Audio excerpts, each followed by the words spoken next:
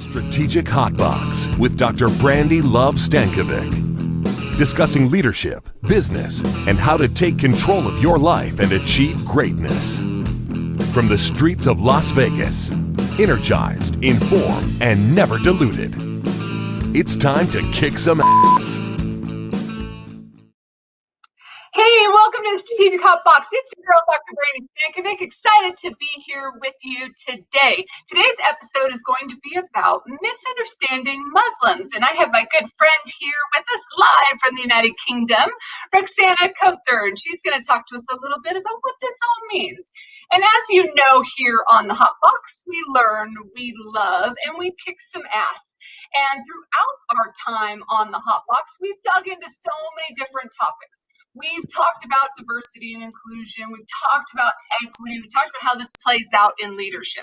And 2020 has brought urgency to the importance of addressing a lot of these challenges. And so this topic allows us to continue to build on these efforts and continue to build on these learnings.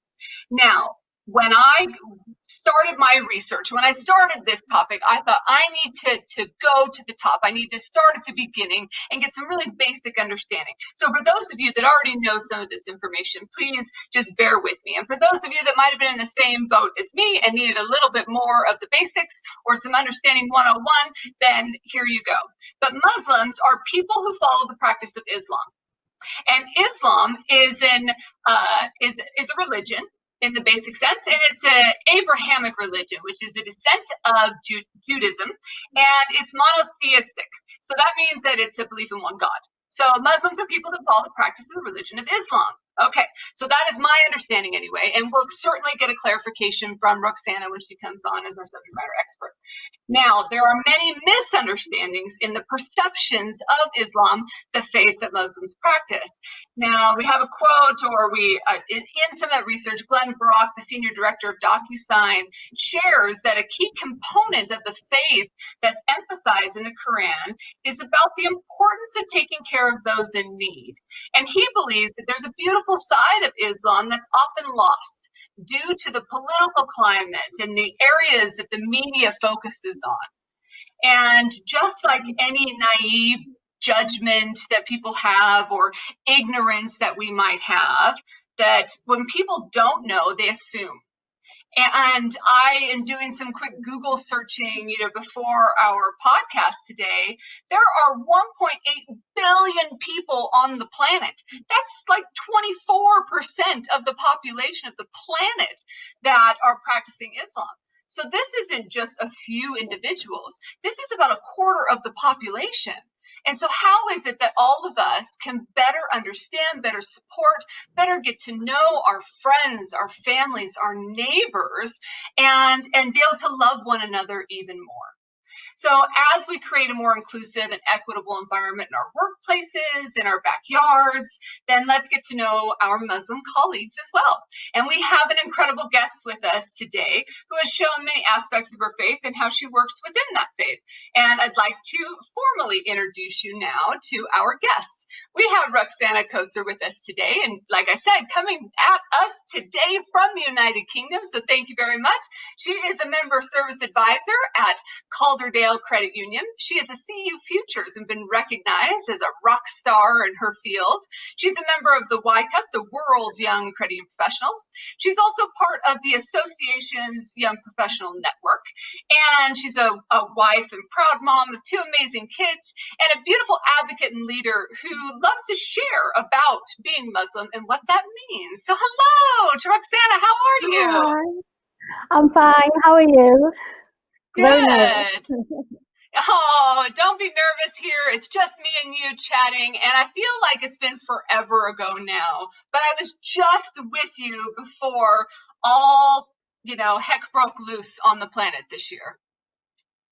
Yeah, it was an amazing week, and I can't forget it. It was just such a good learning experience for somebody like me, venturing out, meeting new people. It was amazing before coronavirus hit. Mm-hmm. And for anybody that's watching or listening to us, Ruksana and I have a difference in height, right? So we're maybe a foot apart in height or something. And so we ran for the tube a few times together, and we were late for trains and things. And Roxana's a champ, man. She was picking it up and running alongside, and we made a few trains together nonetheless, right? We did it. We did it, and I am so glad that I've been working from home because I've not worked that much in a very long time. I hear you. Happy to be working from the sofa. I tell you. So first, I'd love for you to tell us a little bit about you and what inspired you to be the leader that you are today. So you said it in a nutshell. I am a proud mother of 2 beautiful children and a wife. And I work as a member service advisor, so a young professional within the credit union movement. Really proud to be working and looking after 2 young children in the current climate that we're in. It's so hard to be able to do that. And what inspired me, I'm not going to lie, I don't want to say, I had a dream and I was inspired by something that I saw. I was actually inspired by the See Your Futures program and seeing how other people really wanted young people to achieve. And that was the point that I thought, we've got so much riding on young professionals within the credit union movement. And if an experienced CEO or a manager or just somebody, a volunteer, is saying that we want young people, then why can't I do it? Why can't I push myself and thrive to become a future leader? And that's how I got into leadership. But I'm a really good mother, and I like to kick ass, as you call it, and lead personally as well, just being the leader at home. So just various different things, but definitely that See Your Futures program has changed my life for the better. Well, I think it's amazing that there was a program that was there in the industry in which you work that created that path or allowed for that inspiration to be there to have your leadership bloom in that way. And how has your faith impacted your leadership? It hasn't. I have to say, when I started working at the credit union, it was just going into the office, doing a 9-to-5 job, coming home, looking after 2 children. And when I did the See Your Futures program, I was worried about what people would think of me traveling or what society will think. And then I have I never say this, and he better be proud when I say, yeah, I've got such a supporting husband. Who said that don't let that get in the way. Don't let anything get in the way of you wanting to achieve what you want to achieve. And I got married young. I got married at the age of 17. I don't regret it at all. I've got 2 lovely children. Managed to get on the property ladder, which I feel that some people can't do that, and that's fine. But culturally, it was the right thing to do. Religiously, it was the right thing to do, getting married, and I've done that. And I said to my husband, I've done everything that I needed to do. We've got 2 beautiful children, and now it's my time to be able to go out and do everything within my faith. I've never compromised on my religion when I've gone out. You met me in London, and you would have noticed that I didn't shake any hands, and that was such a big deal for me to say, I'm sorry, because of my religious reasons, I can't shake your hand, and little things like that. But it's never stopped me. If anything, it's thrived. It's pushed me more to be able to go out, because I know that I've got the core values and the religious, I don't know, maybe a sense of security to think that, well, I've got a husband that supports me, and he wouldn't, he says, go out and do what you want to do. Why should I let my religion stop me from doing something when I can do it? Right.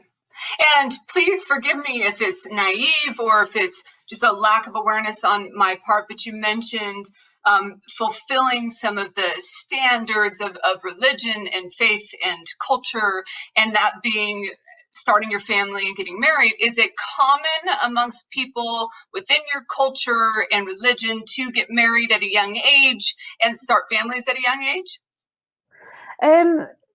Not generally. Some people, we have a family member that will get married. she hasn't got married yet, and she's well into her 30s.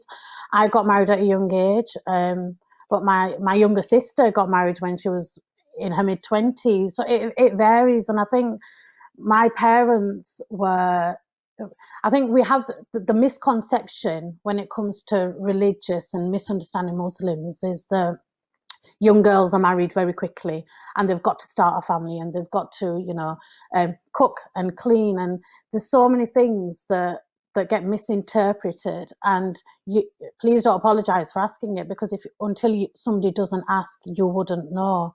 I got married at 17 because my parents said, there's somebody that we would love for you to meet and get married. And I was talking to him for 2 years before I got married, and we'd been married for 14 years.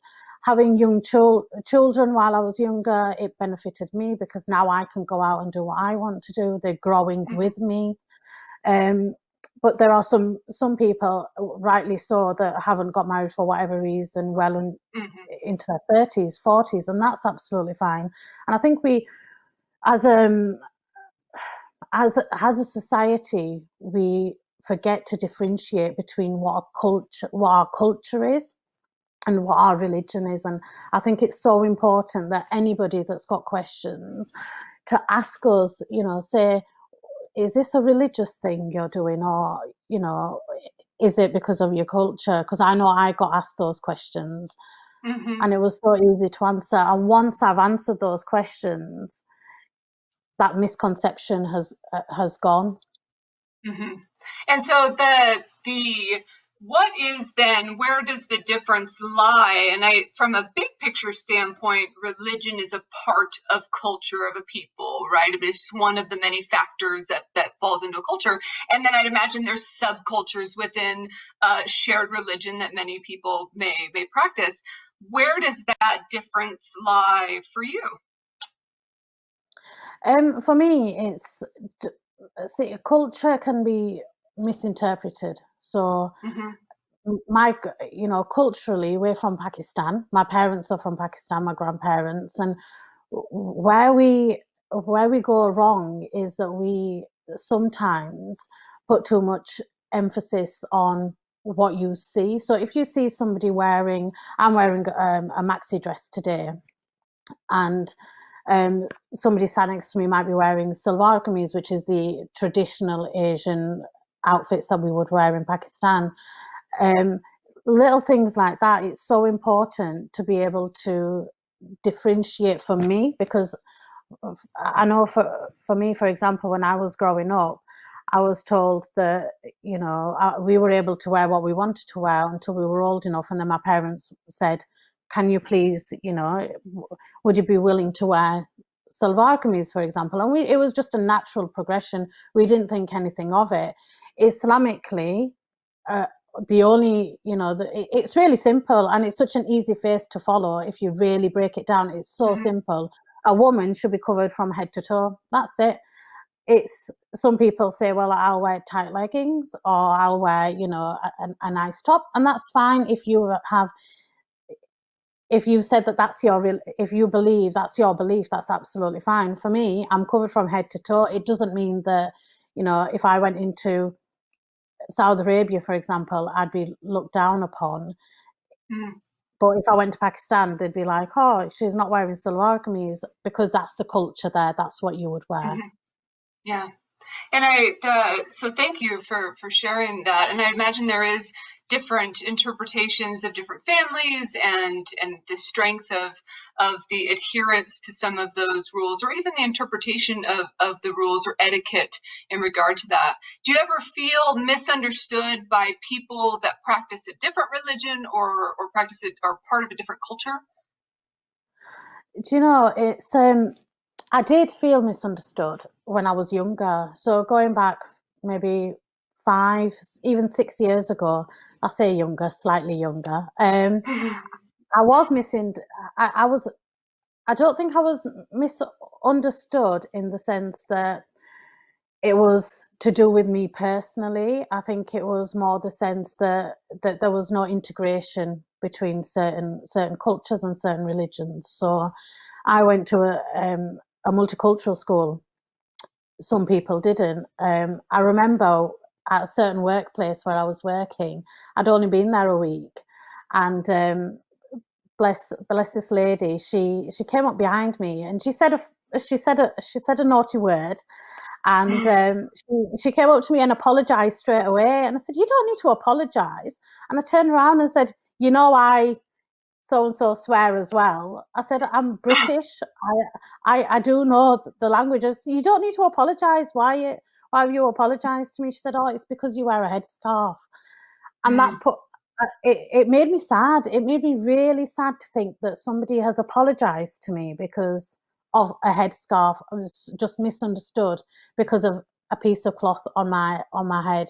And I wish that as a society we move away from it and we are more integrated, because my mum came into this country 35 years ago, and she was misunderstood. She got told she needed to integrate into society, but when I meet people from other faiths and other religions, other backgrounds, I realise that I've integrated, my mum's integrated into society, so how come you haven't integrated with us? And it's sad that I'm having to ask these questions after 35 years of my mum trying really hard, and bless her, she's brought 5 of us up.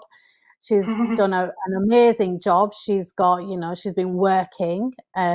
She really has inspired me to be who I am today. And I hope that when my daughter is my age, she's not misunderstood the way I was only 5 years ago. It's not been a long time, and just 5 years of being misunderstood. Yeah. Yeah. And it's amazing to me in different cultures, and it happens a lot in the United States as well. And you hear about different generations when families have immigrated to the United States, that they were asked to assimilate or integrate more assertively, and some different generations didn't even speak their native languages any longer, or pass that along to the different generations, or some refuse to speak English in different ways. Different families have dealt with it in different ways, and it's such a struggle. And I agree with you. I wish we would just allow people to live their culture while being in it together, and to just learn about one another together. And I think the religion is something that you take with you. I hold my faith very close to my heart, and everything that I do, from waking up in the morning to how I raise my children, to how I go to work, how I communicate with other professionals within the credit union movement, I have that core. But as a culture, it's so important that we instill it into our children, regardless of where you're from. I want my children to know where they come from. I want them to know that just because we live in the United Kingdom, this is our culture, and I want them to take that forward. And the worst thing for me as a parent would be, for generations to come, for that culture to be lost, because we shouldn't have to lose what's important to us. We shouldn't have to adjust to such a way into society where we're not regarded, or our culture is not thought about. We should be able to have the best of both. I should be able to have a fish and chips and an ice cream, on a Sunday evening and an afternoon, but then also be able to cook a curry. It's so important that we instill those, just not instill, even if my children didn't want to have fish and chips and they wanted to have curry and rice every day, that's absolutely fine. But then I would want other people to understand that that's just the culture. That's all it is. It's not my child's faith, or it's not my faith. I can eat whatever I want as long as it's halal. But just little things like that. Just keep what's true to you. Just keep hold of that value and take it forward. Yeah. And you mentioned about shaking hands, and that is a very Western culture, gesture of sorts. Do you ever find that people impose or try to force their gestures, beliefs onto you, or question some of the beliefs that you have? No, I feel so lucky to be living. We live in Halifax, it's a small town, and I have never come across anyone that has forced me to do anything. I will, if somebody came up to me, I remember meeting Zach actually in London for the first time. And the first thing I said to him was, I'm really sorry, I can't shake your hand. And for religious reasons. And I said that was the first thing I said to him, I think. And after that, it, he was fine with it. He didn't say, well, no, you have to shake my hand. I've never come across anyone that's ever imposed their religion or their culture and say, well, no, we shake hands, so you have to shake your hand. I would refuse. I would walk away. I'd say, no, my religion is my religion. And if you can't accept me for that, then why should I be in your company? But I'm so blessed. I am so blessed to be able to move around the UK so far without having anything imposed on me, or I'm going to say to not be made feel bad, but I have had experiences recently since Corona. It's been, we've had 2 instances where it's been horrible, but generally speaking, no, we're very lucky indeed. Are you comfortable or in a place where you could tell us a little bit about those stories? And don't worry if not. Of course, I love sharing this story. So, Corona happened, as you're aware, and we went to the local supermarket after 4 weeks. I took my mum out. No, actually, I'd gone after 4 weeks. My mum she left the house after 8 weeks because she was petrified. And I was with my sister-in-law and my mum, and we stood in the car park because there was a queuing system. And this, please let me know if you're offended, but old white man came charging up towards us, and we would have been in, a queue of about 50 people in the car park, in public, and he started shouting Arabic at us. And for a minute, I got really scared. I thought, oh my God, he's about to smack me. And he was walking straight up to our face, about this close, and then he burst into laughter. I thought, wow, you've not been out for a little while and this is what you've turned into. And part of me really wanted to turn around and say, no, that's not right. But he laughed in our face, went to the young couple behind us and said, they don't know what I've said, but I've just read the Quran out to them. And I thought, but if I shouted the Bible at you, I would have probably been tackled to the floor. We would have been arrested. I would have been put into prison for it or something. And I was gobsmacked at how living in 2020, somebody thinks it's okay to shout something.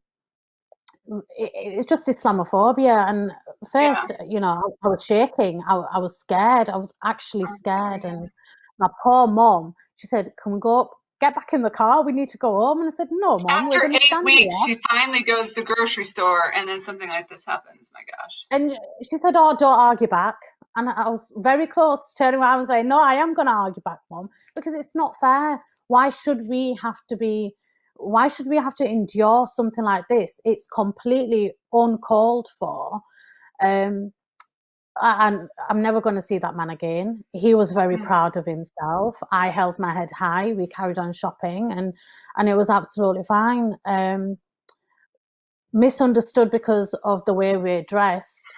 We have to wear face masks now, and this is the second incident again at another supermarket.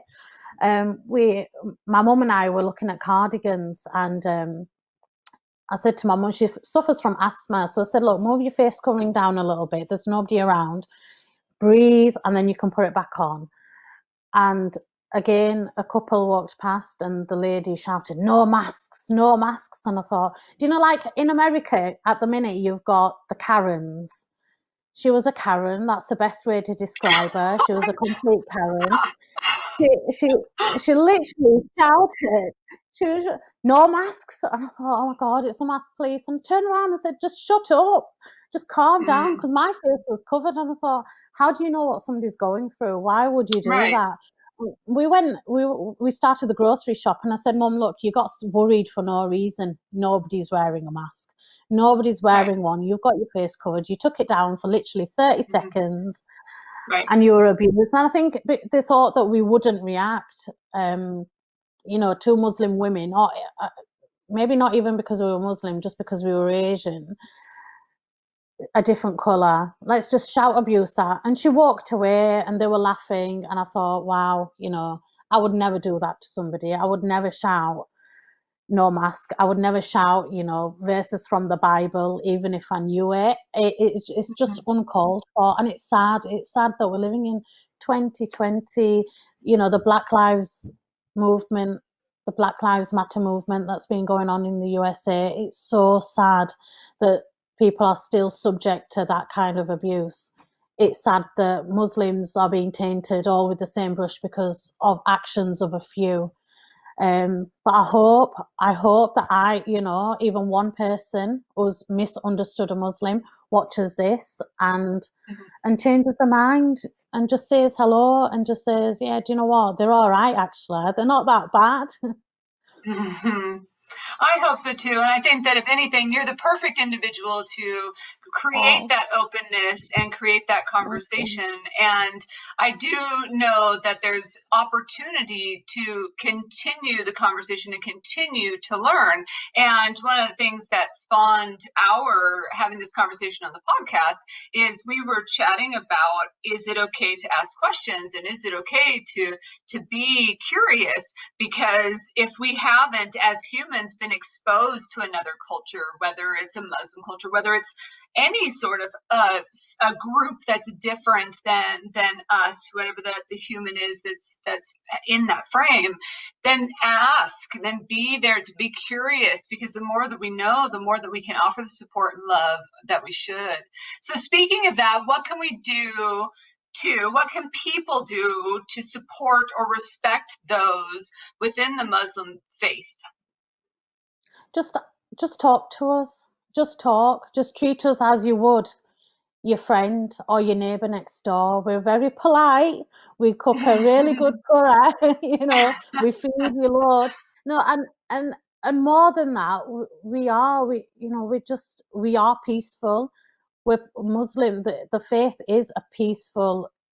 Islam is just peace. That's all it means. And it's so sad that I don't get asked any questions, and I thrive when I'm asked something, because I feel like if I can help you understand why I wear the headscarf, for example, or why my husband is with me when I'm on an overnight stay, or why he was in London for a week with me, then that's helping somebody else understand. And likewise, if I've got a question, I want to be able to just put it on Facebook and ask a question without feeling like I should know the answer, because nobody's born with the knowledge, are they? Nobody is born with the knowledge of every faith. It's not happened. It's never going to happen. But just ask us a question. If you see us, smile, because we are smiling under the face coverings. We are smiling under the face masks. It's really simple. But for me personally, just email me, message me, just ask any Muslim that you see. We're all the same. Humanity is a race as well, and we're all the same. Yeah. Can you share a funny story to kind of close this out? You shared a couple of kind of hard, difficult, challenge stories. Do you have a funny story to share? I was thinking about this all day yesterday and all day today as well, and I wanted to share how I got into the credit union movement, because I will be a leader one day, that's for sure. I won't let that pass by. But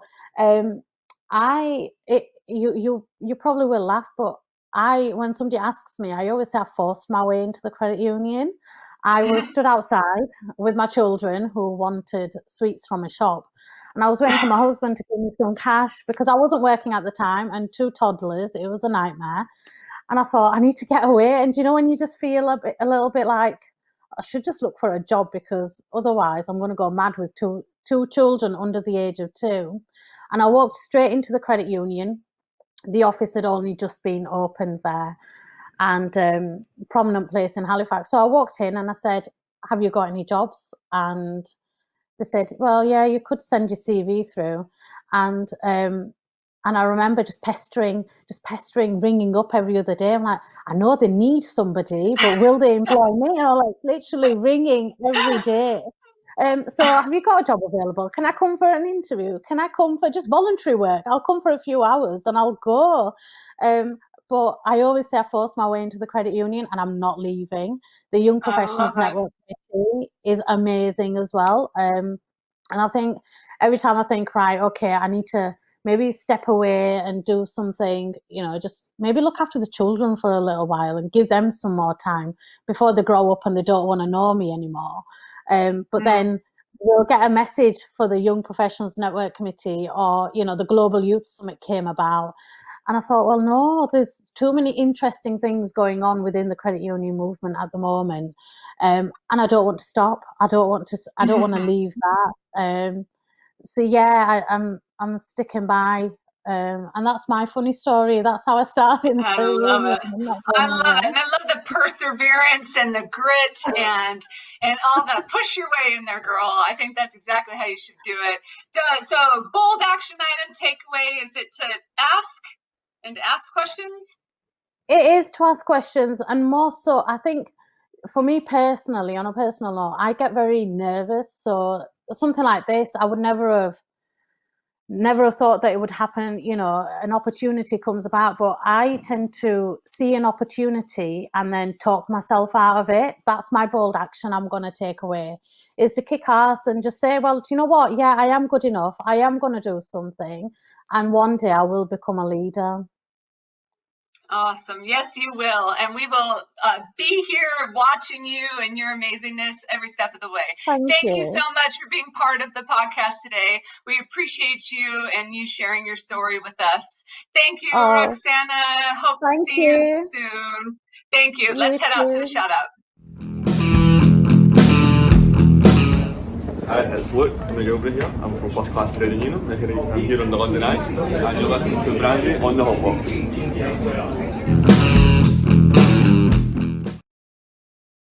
Thank you to Ruksana, and thank you to Luke from Scotland for giving us that shout out. And maybe you didn't understand a word that he said, because you gotta love that Scottish language, Scottish English. But thank you very much, Luke, for sending us a shout out. And thank you again to Ruksana. As we learn to be a better ally, here are top three kick-ass on learning how to be a better ally when it comes to misunderstanding Muslims. First is ask questions. Ruksana said it. We talked about it quite a bit. If you don't know, then let's ask. Number two is to think outside of the culture, of our own culture. Again, we'd be better to not misunderstand and to understand and learn and grow and ask more questions. And number three is to love your neighbor and to choose love. That's your top three kick-ass.